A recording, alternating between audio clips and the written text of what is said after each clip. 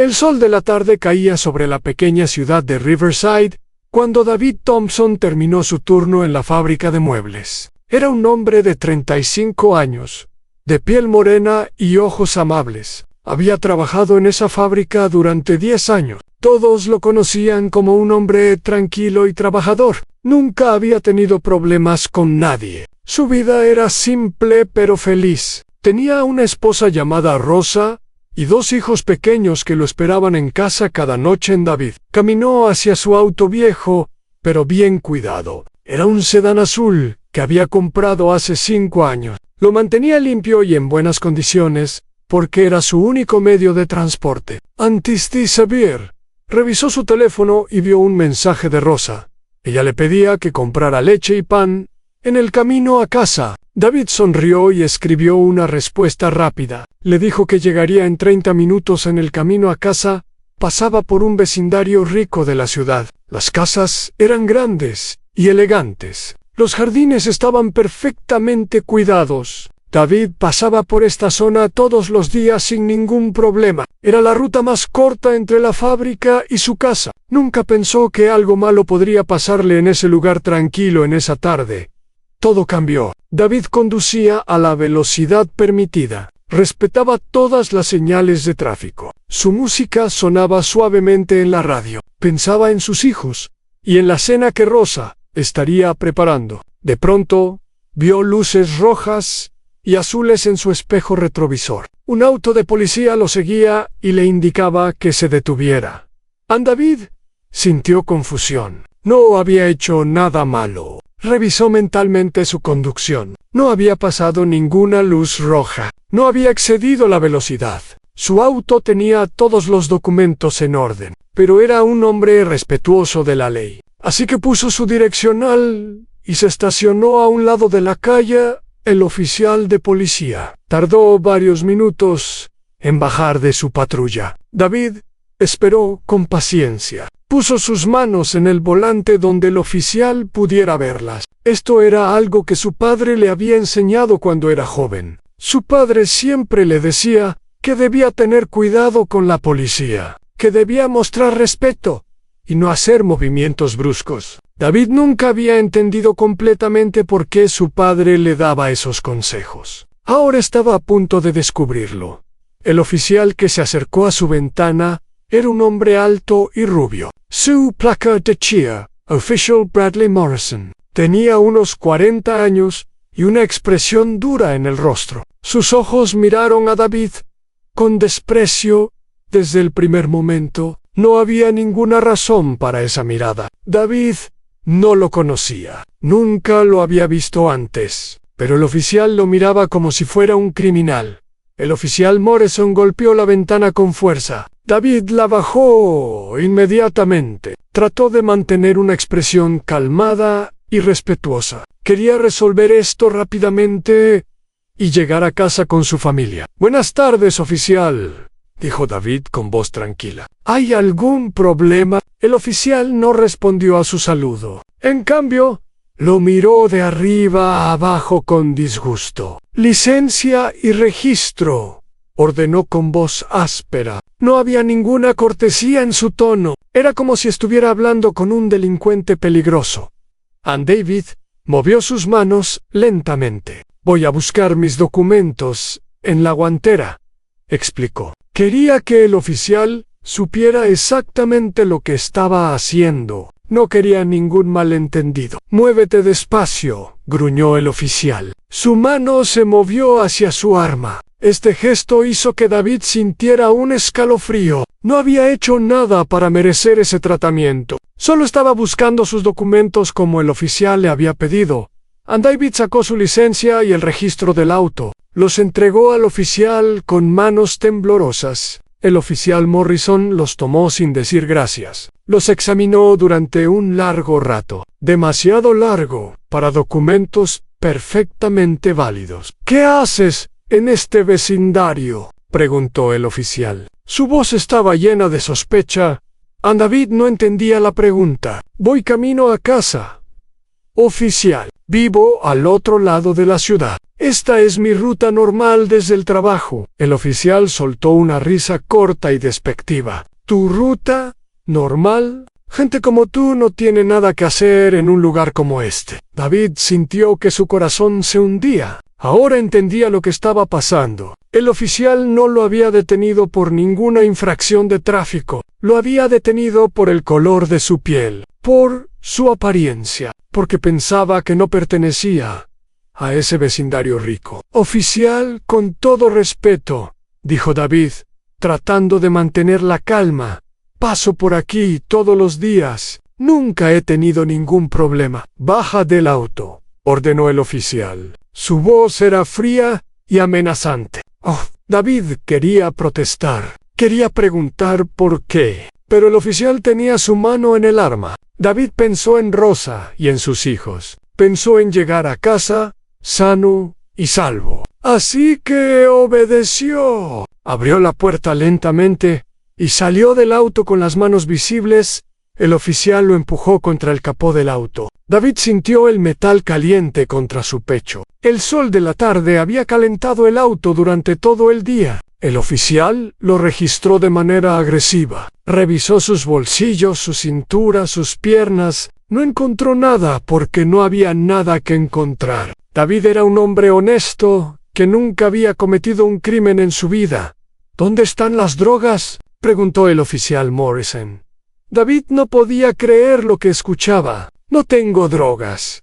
Oficial, nunca he usado drogas en mi vida. Soy un trabajador de fábrica. Solo quiero ir a casa con mi familia. El oficial no le creyó, o tal vez no le importaba la verdad. Abrió la puerta del auto de David y comenzó a revisar el interior. Tiró los papeles del asiento, abrió la guantera y vació su contenido en el suelo. Revisó debajo de los asientos, abrió el maletero y revolvió todo lo que había dentro. Las herramientas de David, su ropa de trabajo extra, una manta que guardaba para emergencia. Todo quedó tirado y desordenado. Mientras esto sucedía, algunas personas del vecindario comenzaron a notar la escena. Una mujer mayor miraba desde su ventana. Un hombre que paseaba a su perro se detuvo en la acera de enfrente. Dos adolescentes en bicicletas observaban con curiosidad. David sentía vergüenza y humillación. Estaba siendo tratado como un criminal frente a todos estos extraños, y no había hecho absolutamente nada malo en el registro. Duró más de una hora. El oficial Morrison no encontró nada ilegal porque no había nada que encontrar, pero eso no lo detuvo. Llamó a otro patrullero para que viniera a ayudar. El segundo oficial era más joven. Su placa decía oficial Kevin Peters. Parecía incómodo con la situación, pero no dijo nada para detener a su compañero. David intentó explicar su situación varias veces. Habló de su trabajo, de su familia, de su vida honesta, pero el oficial Morrison no quería escuchar. Cada vez que David hablaba, el oficial le decía que se callara. Lo amenazaba con arrestarlo por resistirse al arresto, aunque David no se había resistido en ningún momento. Lo que David no sabía era que varias personas estaban grabando, todo con sus teléfonos. La mujer en la ventana, cuyo nombre era Margaret Wilson, tenía su teléfono presionado contra el vidrio. Grababa cada momento del encuentro. Margaret era una mujer de 70 años que había vivido en ese vecindario toda su vida. Había visto muchas cosas, pero nunca había visto un abuso tan claro de poder policial. También grababa un joven llamado Tyler Brooks. Él era uno de los adolescentes en bicicleta. Tyler tenía 17 años y sabía cómo usar las redes sociales. Entendía el poder de un video viral. Grabó todo desde el momento en que el oficial empujó a David contra el auto. El hombre con el perro también grababa. Su nombre era Robert Chun.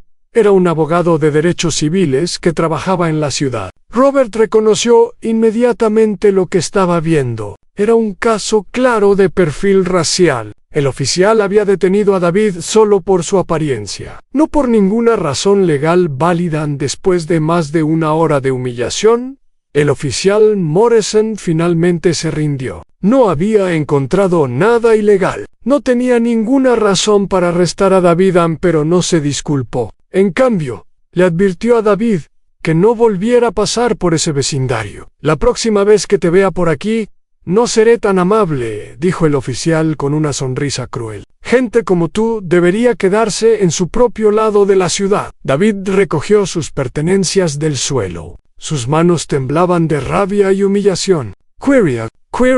Quería preguntar por qué había sido tratado de esa manera, pero sabía que cualquier reacción podría empeorar las cosas, así que guardó silencio y recogió todo en silencio, aun cuando finalmente pudo irse. David manejó hasta una calle tranquila y se estacionó. Las lágrimas comenzaron a caer por su rostro. No podía creer lo que acababa de pasar. Había sido humillado y degradado sin ninguna razón. Solo por existir. Solo por conducir por una calle pública. David llegó a casa 2 horas más tarde de lo esperado. Rosa estaba preocupada. Lo había llamado varias veces, pero él no había contestado. Cuando vio su rostro, supo que algo terrible había pasado. David le contó todo mientras sus hijos dormían en sus cuartos. Rosa lloró con él. Sintió su dolor y su rabia, pero también sintió miedo. Miedo de que algo peor pudiera haberle pasado a su esposo. Miedo de lo que podría pasar la próxima vez. Porque Rosa sabía que habría una próxima vez. Esta no era la primera vez que algo así pasaba en su comunidad. Y no sería la última. En esa noche, David no pudo dormir. Se quedó despierto, mirando el techo. Pensaba en sus hijos. ¿Qué les enseñaría sobre el mundo en el que vivían? ¿Cómo los prepararía para enfrentar el mismo trato injusto? Estas preguntas lo atormentaban a la mañana siguiente. David fue a trabajar como siempre, pero algo había cambiado dentro de él. Ya no era el mismo hombre tranquilo y resignado. Ahora tenía una determinación nueva. No iba a dejar que esto pasara sin consecuencias. Iba a luchar por justicia. Lo que David no sabía era que la justicia ya estaba en camino. Los videos grabados por Margaret, Tyler y Robert estaban a punto de cambiar todo. La verdad había sido capturada en cámara, y la verdad tiene una manera de salir a la luz, sin importar cuánto alguien trate de esconderla. En su oficina del departamento de policía, el oficial Morrison escribió su reporte del incidente. Mintió en cada línea. Escribió que había detenido a David por una luz trasera rota, aunque la luz funcionaba perfectamente. Escribió que David había actuado de manera sospechosa y agresiva, aunque había sido completamente cooperativo. Escribió que el registro había sido rutinario y breve. Aunque había durado más de 1 hora, Morrison no sentía ningún remordimiento. Había hecho esto muchas veces antes. Siempre se había salido con la suya. Tenía amigos en el departamento que lo protegían. Tenía superiores que miraban hacia otro lado. Creía que era intocable. Creía que nadie podía hacerle nada. Estaba muy equivocado. Robert Chun, el abogado que había grabado el incidente, pasó esa noche revisando el video. Lo que vio lo enfureció. Como abogado de derechos civiles, había visto muchos casos de abuso policial, pero rara vez había tenido una evidencia tan clara y completa. Este video mostraba todo: la actitud agresiva del oficial, los comentarios racistas, el registro ilegal, las amenazas. Robert sabía exactamente qué hacer con este video, pero primero necesitaba encontrar a David. Necesitaba su permiso para usar el video públicamente. Necesitaba que David estuviera dispuesto a luchar por justicia. Al día siguiente, Robert comenzó su búsqueda. No fue difícil encontrar a David. Preguntó en la fábrica de muebles que estaba cerca del lugar del incidente. Los compañeros de David le dieron su información. Robert lo llamó esa misma tarde. David estaba sorprendido de recibir esa llamada. No sabía que alguien había grabado el incidente. Cuando Robert le explicó lo que tenía, David sintió una mezcla de emociones. Alivio de que hubiera evidencia, esperanza de que pudiera haber justicia, pero también miedo de las consecuencias de luchar contra la policía. Robert le pidió que se reunieran en persona. Esa noche, después del trabajo, David fue a la oficina de Robert. Era un lugar pequeño pero ordenado. Las paredes estaban cubiertas de diplomas y fotos de casos anteriores. Robert había ayudado a muchas personas a obtener justicia contra abusos de poder. Robert le mostró el video a David. En ver la escena desde afuera fue difícil. David revivió cada momento de humillación, vio la crueldad en el rostro del oficial, escuchó los comentarios despectivos, sintió la misma rabia y vergüenza que había sentido ese día. «Tenemos un caso fuerte», dijo Robert. «Pero necesito que entiendas algo. Si decidimos seguir adelante con esto, tu vida va a cambiar. Habrá atención mediática. Habrá personas que te apoyen, pero también personas que te ataquen. El departamento de policía tratará de destruir tu reputación. ¿Estás preparado para eso?» David pensó en Rosa y en sus hijos. Pensó en todos los otros hombres y mujeres que habían sufrido lo mismo que él. Pensó en el futuro que quería para su comunidad. Y tomó su decisión. «Estoy listo», dijo David con voz firme. «No voy a dejar que esto siga pasando. Si tengo la oportunidad de hacer algo, tengo que hacerlo». Robert sonrió. Había visto esa determinación muchas veces antes. Era la determinación de las personas que cambian el mundo. La determinación de aquellos que se niegan a aceptar la injusticia. Esa noche, el plan comenzó a tomar forma. Robert contactó a un periodista de investigación que conocía. También contactó a organizaciones de derechos civiles que podrían ayudar. Y contactó a otros testigos del incidente para reunir más evidencia. La tormenta estaba a punto de comenzar, y el oficial Morrison no tenía idea de lo que venía hacia él. Los días siguientes fueron intensos para todos los involucrados. Robert Chun trabajó sin descanso para construir el caso. Contactó a cada testigo que pudo encontrar. Margaret Wilson, la mujer mayor que había grabado desde su ventana, estaba más que dispuesta a ayudar. Ella había vivido 70 años. Y había visto suficiente injusticia en su vida. Estaba cansada de quedarse callada.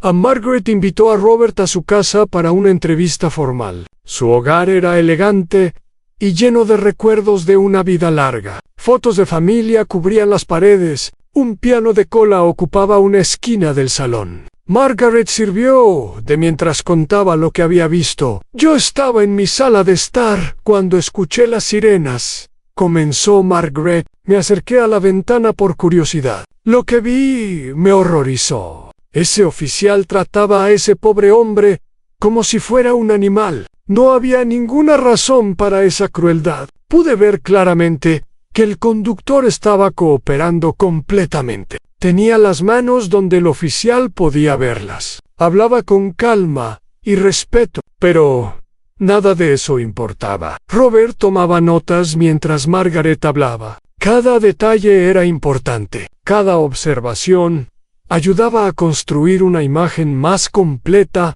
de lo que había sucedido.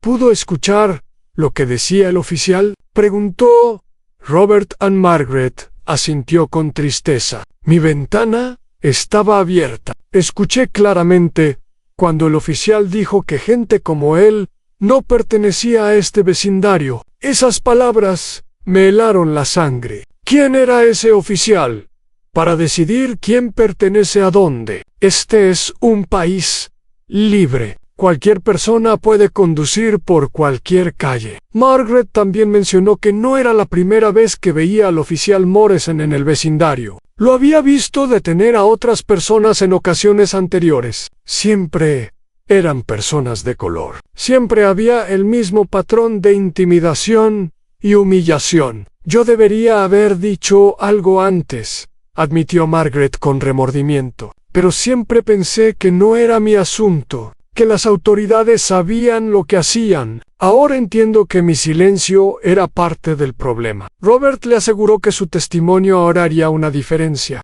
que nunca era demasiado tarde para hacer lo correcto. Margaret prometió testificar si era necesario. estaba lista para enfrentar cualquier consecuencia. Ann Tyler Brooks, el adolescente que había grabado el video, también fue entrevistado por Robert. Tyler era un joven inteligente y consciente de los problemas sociales. Había crecido viendo videos de abuso policial en las redes sociales, sabía la importancia de documentar estos incidentes. Cuando vi lo que estaba pasando, saqué mi teléfono inmediatamente, explicó Tyler. Sabía que necesitábamos evidencia. La palabra de una persona contra la de un policía nunca es suficiente. Pero un video no miente. Tyler había capturado el momento exacto en que el oficial empujó a David contra el auto. Su video mostraba claramente la agresión física. También mostraba que David no se había resistido en ningún momento. Las manos de David estaban visibles todo el tiempo. Su postura era sumisa y cooperativa. Robert reunió los 3 videos y los comparó. Juntos, proporcionaban una visión completa del incidente desde múltiples ángulos. No había manera de que el oficial Morrison pudiera negar lo que había hecho. La evidencia era irrefutable, mientras Robert construía el caso. Una periodista de investigación llamada Carmen Delgado comenzó su propia búsqueda. Carmen trabajaba para un periódico local con buena reputación. Era conocida por sus reportajes valientes y detallados. Robert la había contactado porque sabía que ella haría justicia a la historia. Ann Carmen comenzó investigando el historial del oficial Morrison. Lo que descubrió la dejó sin palabras. Morrison tenía un patrón claro de comportamiento abusivo que se extendía por más de 15 años. Había recibido docenas de quejas de ciudadanos. Casi todas eran de personas de color que reportaban tratos similares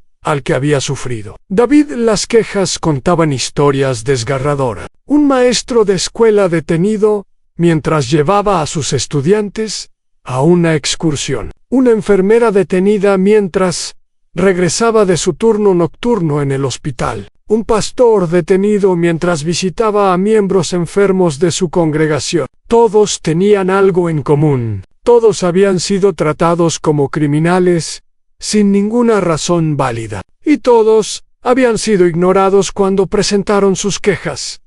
Ann Carmen descubrió que ninguna de estas quejas había resultado en consecuencias para Morrison. El departamento de policía las había investigado internamente y las había desestimado cada vez. Los informes decían que Morrison había actuado dentro del protocolo, que las detenciones habían sido justificadas, que los ciudadanos estaban exagerando o mintiendo.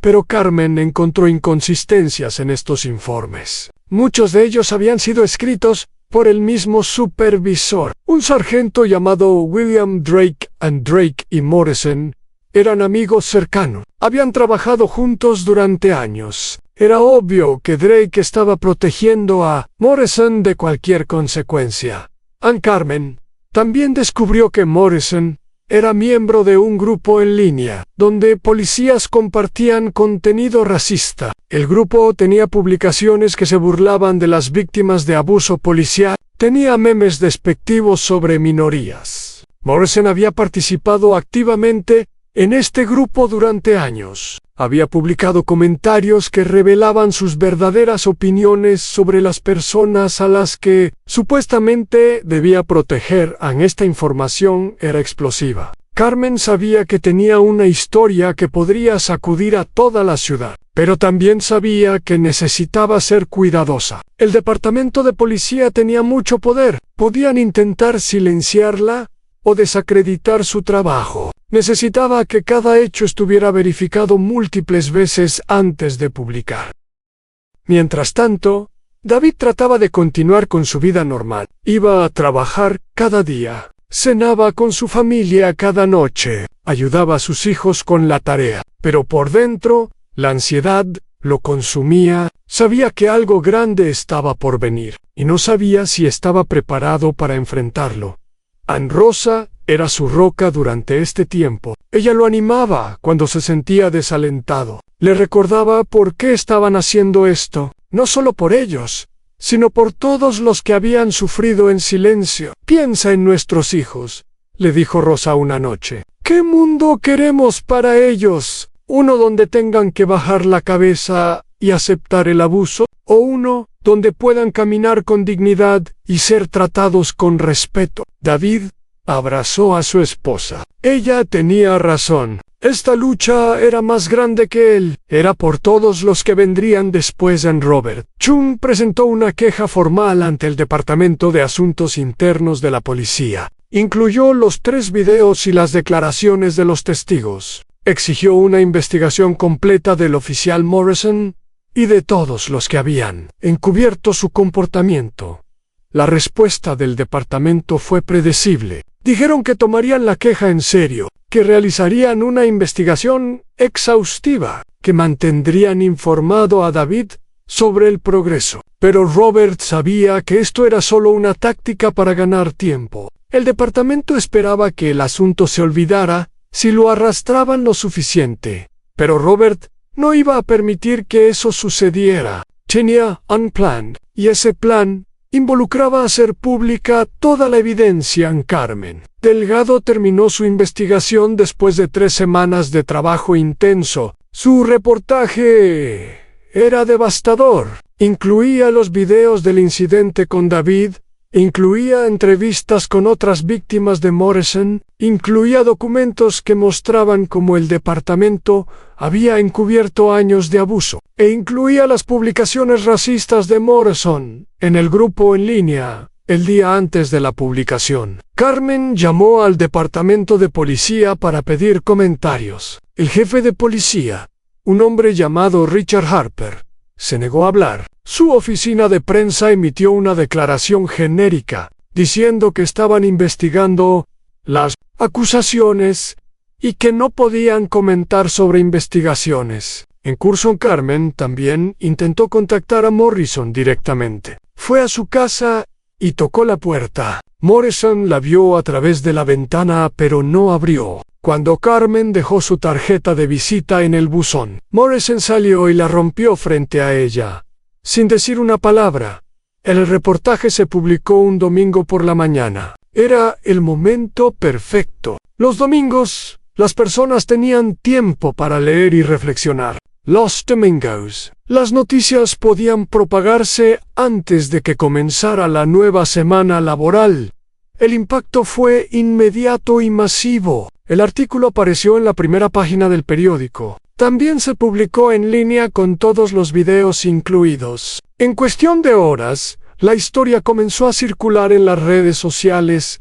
Tyler Brooks, el adolescente que había grabado uno de los videos, lo compartió en todas sus plataformas. Sus amigos lo compartieron con sus amigos. Pronto, el video estaba siendo visto por miles de personas, luego por decenas de miles. Luego por cientos de miles. En los comentarios eran en su mayoría de apoyo a David. La gente expresaba su indignación por el trato que había recibido. Muchos compartían sus propias historias de abuso policial. El hashtag Justicia per David comenzó a aparecer en todas partes.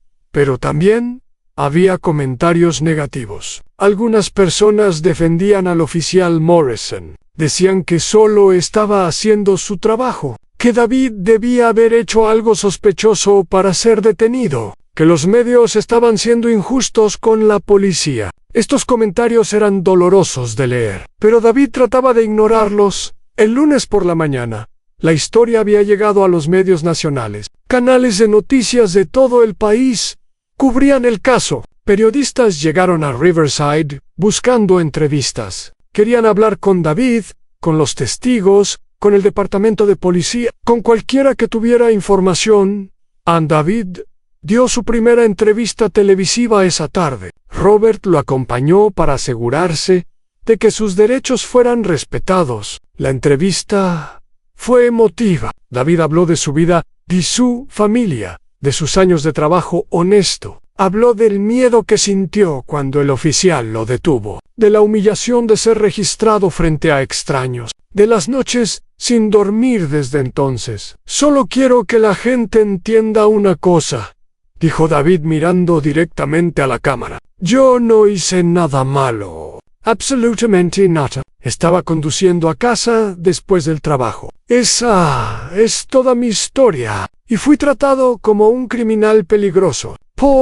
Porque alguien decidió que yo no pertenecía a cierto lugar solo por cómo me veo. La entrevista conmovió a millones de personas. Ver a David, un hombre claramente decente y trabajador, contar su historia con lágrimas en los ojos, humanizó el problema de una manera que las estadísticas nunca podrían. Anne Margaret Wilson también dio entrevistas. A sus 70 años se convirtió en una defensora inesperada de la justicia. Habló de lo que había visto desde su ventana. Habló de la vergüenza que sentía por no haber actuado antes. Y habló de la importancia de que las personas se levantaran contra la injusticia, sin importar su edad o circunstancias. Yo viví en silencio por demasiado tiempo, dijo Margaret en una entrevista. Pero ya no más. Si una vieja como yo puede hacer algo, todos pueden. Solo necesitamos el valor de hablar. Las otras víctimas de Morrison también comenzaron a aparecer públicamente. El maestro de escuela, la enfermera, el pastor y muchos más. Cada uno contaba su historia. Cada historia agregaba peso a las acusaciones contra Morrison. El patrón era innegable. El departamento de policía estaba en crisis. Las llamadas de los medios no paraban. Los políticos locales exigían respuestas. Grupos de derechos civiles organizaban protestas frente a la estación de policía. La presión era enorme y crecía cada día en el jefe de policía. Harper finalmente tuvo que dar una conferencia de prensa. Se veía nervioso y sudoroso bajo las luces de las cámaras. Su declaración fue cuidadosamente preparada, pero poco convincente. Tomamos estas acusaciones muy en serio, dijo Harper. Hemos iniciado una investigación completa. El oficial Morrison ha sido puesto en licencia administrativa mientras se completa la investigación. Estamos comprometidos con la transparencia y la rendición de cuentas. Pero los periodistas no estaban satisfechos. Las preguntas fueron implacables. ¿Por qué no se había actuado sobre las quejas anteriores? ¿Quién era responsable del encubrimiento? ¿Cuántas víctimas más había que no se conocían? Harper tartamudeaba y evadía. Sus respuestas solo generaban más sospechas después de la conferencia de prensa. La opinión pública se volvió aún más contra el departamento. Las personas podían ver que algo estaba muy mal, que Morrison no era solo una manzana podrida, sino síntoma de un problema mucho más grande. El alcalde de Riverside, un político llamado Thomas Grant, vio una oportunidad. Grant siempre había tenido una relación tensa con el departamento de policía. Había tratado de implementar reformas antes, pero había sido bloqueado. Ahora tenía el apoyo público para actuar. Grant anunció que ordenaría una investigación independiente del departamento de policía. Esta investigación sería conducida por una agencia externa, no por asuntos internos. Tendría acceso completo a todos los registros, y sus hallazgos serían públicos. El anuncio fue recibido con aplausos por los defensores de la justicia, pero también con resistencia del sindicato de policías. El sindicato emitió una declaración defendiendo a Morrison y criticando la interferencia política en asuntos policiales. Amenazaron con acciones legales si la investigación violaba los derechos de los oficiales. Pero el viento político había cambiado. El público estaba del lado de David y de las víctimas, y los políticos seguían al público en Morrison. Mientras tanto, permanecía en silencio. No dio ninguna entrevista, no emitió ninguna declaración. Se escondió en su casa mientras la tormenta rugía afuera. Sus vecinos reportaban que mantenía las cortinas cerradas todo el día, que salía solo de noche para comprar provisiones, que parecía un hombre perseguido y en cierto sentido lo era. La verdad lo perseguía, y la verdad estaba a punto de atraparlo. A la investigación independiente comenzó 2 semanas después del anuncio del alcalde. El equipo investigador estaba liderado por una mujer llamada Patricia Morales. Ella era una exfiscal federal con una reputación impecable. Había procesado casos de corrupción policial antes y sabía exactamente dónde buscar a Patricia y su equipo.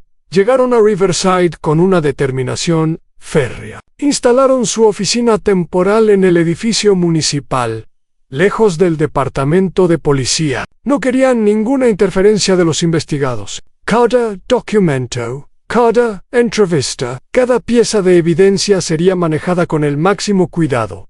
A los primeros días fueron dedicados a revisar los archivos de quejas contra Morrison. Patricia quedó impactada por lo que encontró. Había más de 40 quejas formales en los últimos 15 años. 40 familias habían tratado de buscar justicia. 40 veces el departamento había mirado hacia otro lado.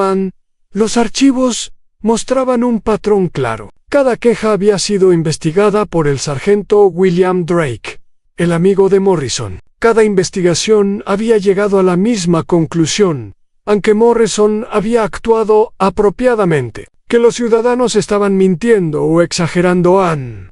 Pero Patricia notó algo extraño en estos archivos. Muchas de las investigaciones habían sido cerradas en cuestión de días, algunas en menos de 48 horas. Eso era imposible para una investigación real. No había tiempo suficiente para entrevistar testigos, revisar evidencia o hacer un análisis adecuado.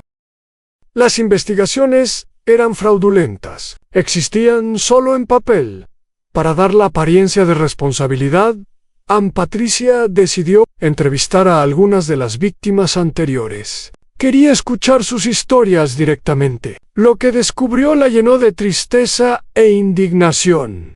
Una de las víctimas era un hombre llamado Samuel Jackson. Samuel era un veterano del ejército que había servido 3 misiones en el extranjero. Había arriesgado su vida por su país, y cuando regresó a casa, fue tratado como un criminal por el oficial Morrison. El incidente había ocurrido 5 años antes. Samuel conducía su motocicleta por el mismo vecindario donde David fue detenido. Morrison lo detuvo alegando que la motocicleta coincidía con una reportada robada. Samuel mostró los documentos que probaban que la motocicleta era suya, pero Morrison no le creyó. Lo esposó y lo dejó sentado en la acera durante 2 horas mientras verificaba los documentos. A la verificación probó que Samuel decía la verdad. La motocicleta era suya. Pero Morrison no se disculpó. En cambio, le advirtió a Samuel que tuviera cuidado, que los veteranos a veces tenían problemas para adaptarse a la vida civil, que sería una lástima si algo malo le pasara. Samuel había presentado una queja formal. La queja fue desestimada en 3 días. El informe decía que Morrison había actuado con precaución razonable y que Samuel había malinterpretado las palabras del oficial. Yo sabía que nadie me creería de ellos. Samuel, Patricia, durante la entrevista. Un hombre negro contra un oficial blanco. La historia de siempre. Así que guardé silencio y traté de seguir con mi vida. Pero nunca olvidé a nunca. Otra víctima era una mujer llamada Esperanza Rodríguez. Ella era una maestra de escuela primaria, querida por sus estudiantes y colegas. Su incidente había ocurrido 3 años antes del de David. Esperanza llevaba a su madre anciana al hospital para una cita médica. Morrison la detuvo, alegando que había pasado una luz roja. Esperanza estaba segura de que no lo había hecho, pero Morrison insistió. La hizo bajar del auto, mientras su madre esperaba adentro. Confundida y asustada, Morrison registró el auto de Esperanza. Encontró las medicinas de su madre en el asiento trasero. Preguntó qué eran. Cuando Esperanza explicó que eran para su madre, Morrison sugirió que tal vez estaba mintiendo, que tal vez las drogas eran para otra cosa. Esperanza perdió la paciencia. Después de 30 minutos de humillación, le dijo a Morrison que estaba siendo injusto, que no tenía derecho a tratarla así. Morrison respondió dándole una multa por conducción temeraria. Además de la supuesta luz roja en Esperanza, trató de disputar las multas en la corte, pero sin evidencia de video. Era su palabra contra la del oficial. El juez falló a favor de Morrison. Esperanza tuvo que pagar las multas y su seguro de auto aumentó. Lo peor fue que mi madre presenció todo, dijo Esperanza con lágrimas. Ella tiene 85 años. Creció en una época diferente. Ver a su hija tratada así la destrozó. Estuvo deprimida durante meses. Yo nunca la perdonaré a ese hombre por lo que le hizo a mi madre. Patricia escuchó docenas de historias similares. Cada una era única en sus detalles, pero idéntica en su esencia. Morrison había estado abusando de su poder durante años, y el departamento lo había permitido. Pero Patricia también descubrió algo más perturbador. Morrison no estaba solo. Había otros oficiales en el departamento con patrones similares de comportamiento. Algunos eran amigos de Morrison, otros simplemente seguían la cultura que él representaba. El problema era sistémico. El sargento William Drake era clave en este sistema. Como supervisor de asuntos internos, tenía el poder de investigar y disciplinar a los oficiales, pero en lugar de hacer su trabajo, había usado ese poder para proteger a sus amigos. Había enterrado quejas legítimas. Había intimidado a víctimas para que retiraran sus denuncias. Había creado un ambiente donde el abuso podía florecer sin consecuencias. Patricia decidió que Drake también sería investigado. Su comportamiento era tan problemático como el de Morrison. Tal vez, porque él tenía la responsabilidad específica de prevenir exactamente lo que había estado permitiendo mientras la investigación avanzaba. La presión pública sobre el departamento seguía creciendo. Las protestas frente a la estación de policía se habían convertido en eventos diarios. Cientos de personas marchaban con carteles que decían justicia para David y reforma policial ahora. Los cantos podían escucharse desde adentro del edificio.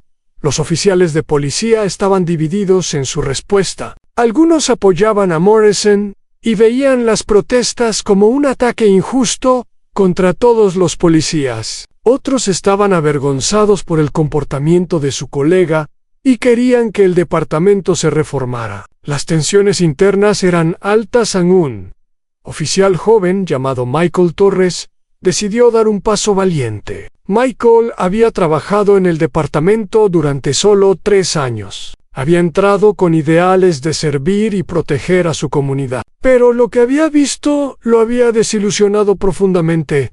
Michael contactó a Patricia Morales en secreto. Le dijo que tenía información importante sobre la cultura del departamento, que había presenciado cosas que lo perturbaban, que quería ayudar a limpiar la corrupción. Aunque sabía que esto podría costarle su carrera, Patricia se reunió con Michael en un lugar neutral, lejos de ojos curiosos. Lo que Michael le contó era impactante. Morrison no es un caso aislado, comenzó Michael. Hay un grupo dentro del departamento que se llaman a sí mismos los guardianes. Se ven como protectores del viejo orden. Creen que ciertas personas son inherentemente criminales y deben ser tratadas con dureza. Morrison es uno de los líderes de este grupo. Michael explicó que los guardianes tenían rituales y códigos secretos. Se reunían fuera del trabajo para socializar y reforzar sus creencias. Compartían estrategias sobre cómo evitar ser grabados. Se advertían mutuamente cuando había investigaciones internas y se protegían unos a otros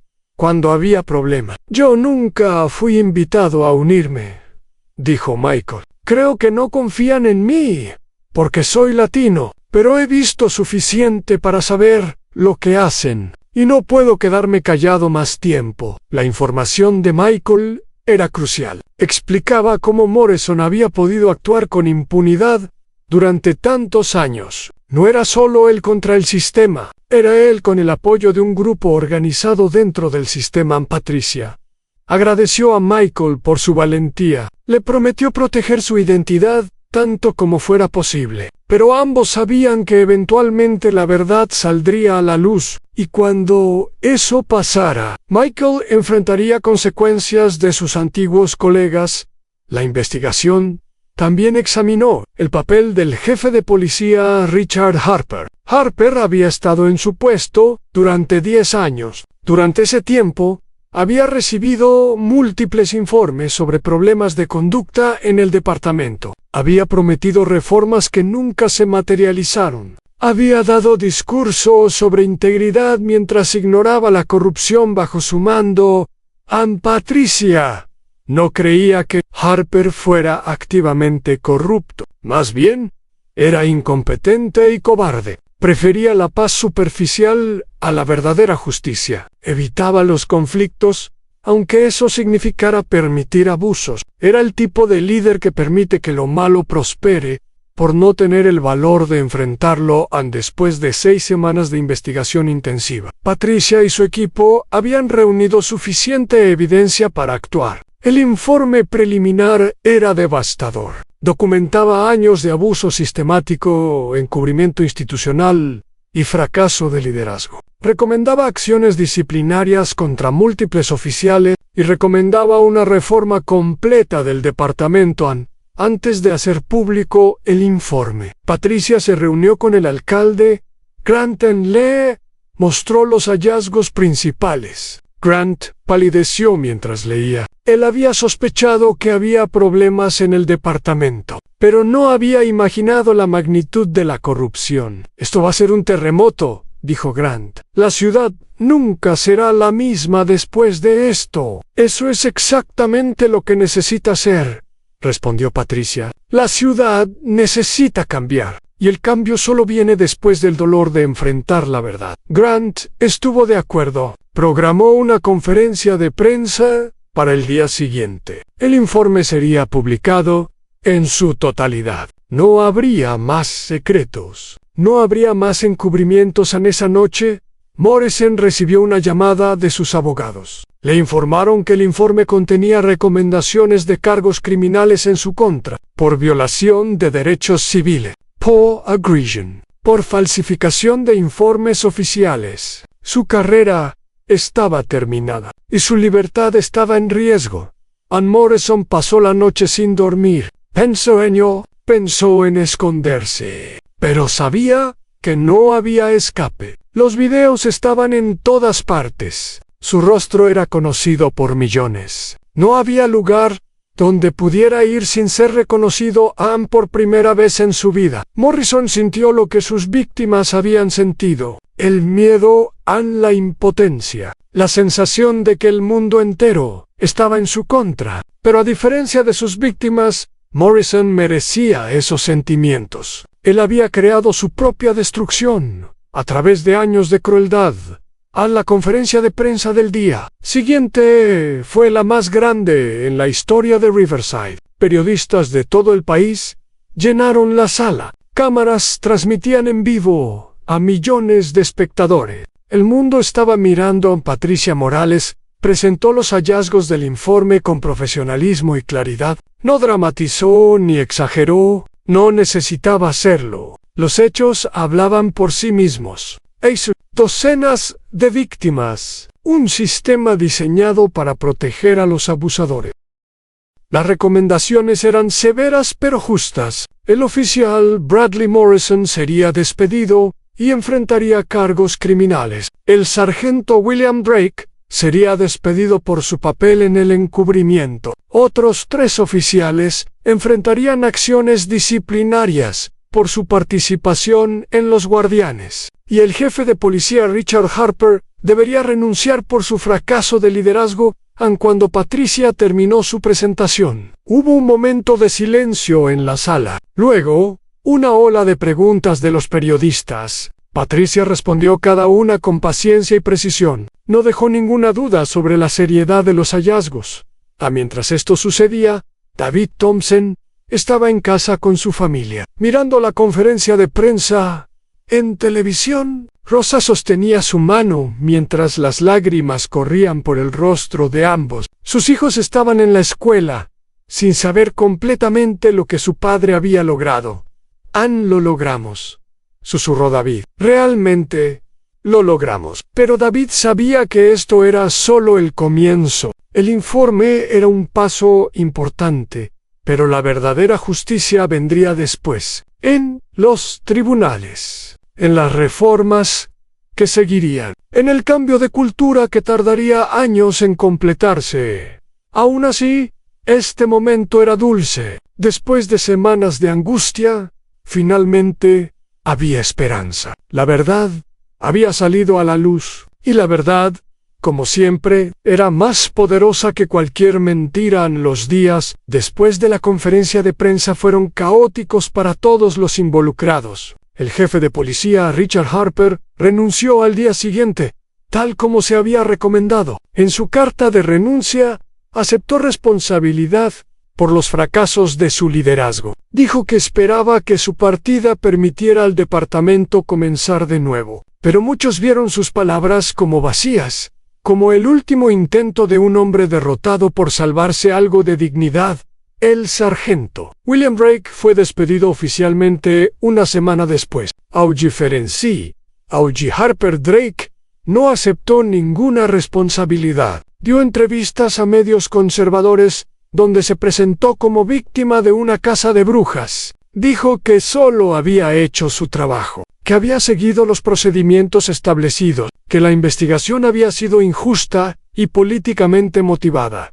Pero nadie le creyó. Los documentos eran demasiado claros. Los patrones eran demasiado obvios. Drake había protegido a Morrison durante años. Había ignorado evidencia. Había intimidado a víctimas. No era una víctima. Era un cómplice para Morrison. La situación era aún peor. No solo fue despedido, sino que enfrentaba cargos criminales. El fiscal del distrito anunció que presentaría acusaciones formales por violación de derechos civiles y agresión. Si era declarado culpable, Morrison podría pasar años en prisión. Morrison contrató a un equipo de abogados caros. Eran conocidos por defender a policías acusados de mala conducta. Habían ganado muchos casos antes, argumentando que los oficiales solo seguían su entrenamiento. Pero este caso era diferente. La evidencia en video era irrefutable. Los testigos eran creíbles y numerosos. El patrón de comportamiento abusivo era demasiado claro. Para ignorar a los abogados de Morrison, intentaron varias estrategias. Primero, trataron de suprimir los videos como evidencia, argumentando que habían sido obtenidos ilegalmente. Pero el juez rechazó esta moción. Los videos habían sido grabados en un espacio público. No había expectativa de privacidad. Los ciudadanos tenían todo el derecho de grabar a la policía en acción. Luego, los abogados trataron de atacar la credibilidad de los testigos. Contrataron investigadores privados para buscar cualquier cosa en el pasado de David, Margaret o los demás testigos que pudiera usarse contra ellos, pero no encontraron nada significativo. David era un trabajador honesto, sin ningún antecedente criminal. Margaret era una ciudadana respetada, con décadas de contribución a su comunidad. Los otros testigos eran igualmente impecables. Finalmente, los abogados intentaron una estrategia de negociación. Propusieron que Morrison se declarara culpable de cargos menores a cambio de evitar la prisión. Pero el fiscal rechazó la oferta. Los crímenes eran demasiado serios. La evidencia era demasiado fuerte. Morrison enfrentaría el peso completo de la ley, y mientras el proceso legal avanzaba, la vida en Riverside comenzó a cambiar. El nuevo jefe de policía interino era una mujer llamada Sarah Washington. Era la primera persona de color en liderar el departamento. Había trabajado en otro departamento conocido por sus prácticas de policía comunitaria. Llegó con un mandato claro de reforma. Sarah implementó cambios inmediatos. Todos los oficiales debían usar cámaras corporales en todo momento. Las quejas de ciudadanos serían investigadas por un panel independiente, no por asuntos internos. Los oficiales recibirían entrenamiento obligatorio sobre prejuicios implícitos y técnicas de desescalada. Y cualquier oficial con un patrón de quejas enfrentaría revisión automática.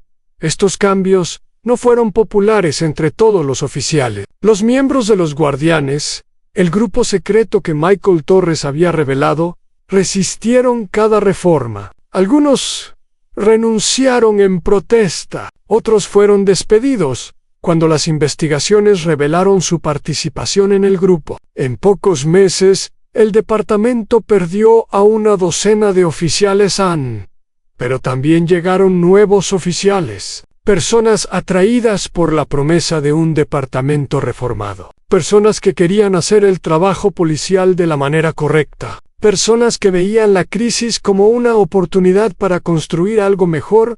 Michael Torres, el oficial que había ayudado a la investigación, fue promovido a detective. Su valentía fue reconocida públicamente. Algunos de sus antiguos colegas lo trataban con frialdad, pero muchos otros lo respetaban por haber tenido el valor de hacer lo correcto. David Thompson se convirtió en una figura pública, aunque no había buscado esa atención. Lo invitaban a hablar en escuelas, iglesias y eventos comunitarios. Contaba su historia una y otra vez. Cada vez esperaba que alguien escuchara y entendiera, que alguien se inspirara a luchar por la justicia en su propia vida honrosa.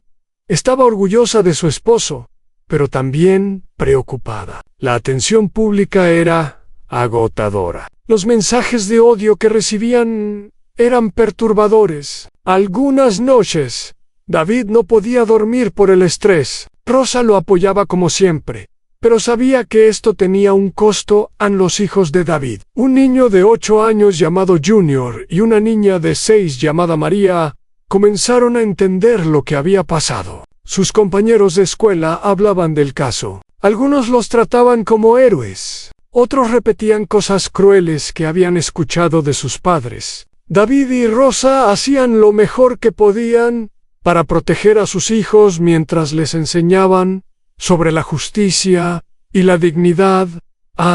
Margaret Wilson también experimentó cambios en su vida. A sus 70 años, se había convertido en activista. Asistía a todas las reuniones del Consejo Municipal sobre reforma policial. Escribía cartas al periódico local. Hablaba con cualquiera que quisiera escuchar sobre la importancia de la vigilancia ciudadana. Los vecinos de Margaret tenían reacciones mixtas. Algunos la admiraban por su valentía, otros la criticaban por haberse involucrado en algo que no era su asunto. Algunas amistades de décadas se enfriaron, pero Margaret no se arrepentía de nada. Si perdí algunos amigos, entonces no eran verdaderos amigos, decía Margaret. Yo puedo mirarme al espejo cada mañana. Eso vale más que cualquier amistad superficial. Tyler Brooks, el adolescente que había grabado el video, se graduó de la preparatoria ese año. Su experiencia lo había cambiado profundamente. Decidió estudiar periodismo en la universidad. Quería dedicar su vida a documentar la verdad y exponer la injusticia.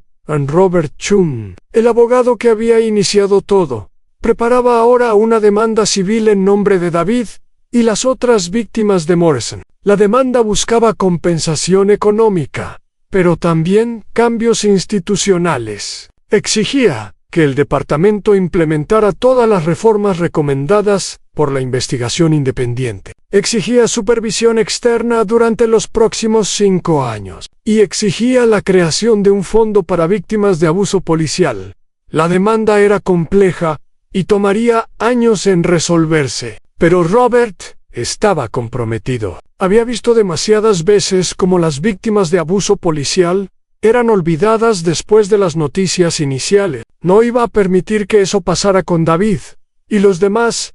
En el juicio criminal de Morrison comenzó 6 meses después de su arresto. La sala del tribunal estaba llena todos los días. Periodistas, activistas, ciudadanos curiosos, todos querían ver cómo terminaba esta historia. El fiscal presentó su caso metódicamente. Mostró los videos del incidente con David. Llamó a los testigos uno por uno. Cada uno contó lo que había visto y escuchado. La consistencia de sus testimonios era impresionante. Todos recordaban los mismos detalles clave. Todos describían la misma crueldad y el mismo desprecio. El fiscal también presentó evidencia del patrón de comportamiento de Morrison. Llamó a otras víctimas a testificar. Samuel Jackson, el veterano del ejército, habló de su experiencia con voz firme. Esperanza Rodríguez, la maestra, lloró mientras recordaba la humillación frente a su madre anciana. Cada historia agregaba peso a la acusación. A la defensa de Morrison era débil. Sus abogados trataron de cuestionar la memoria de los testigos. Sugirieron que los videos no mostraban el contexto completo. Argumentaron que Morrison había actuado según su entrenamiento. Pero nada de esto era convincente. Morrison mismo testificó en su propia defensa. Fue un desastre. En el estrado, Morrison no mostraba ningún remordimiento. Cuando el fiscal lo confrontó con sus propias palabras grabadas en video, Morrison las minimizó. Dijo que había sido mal interpretado.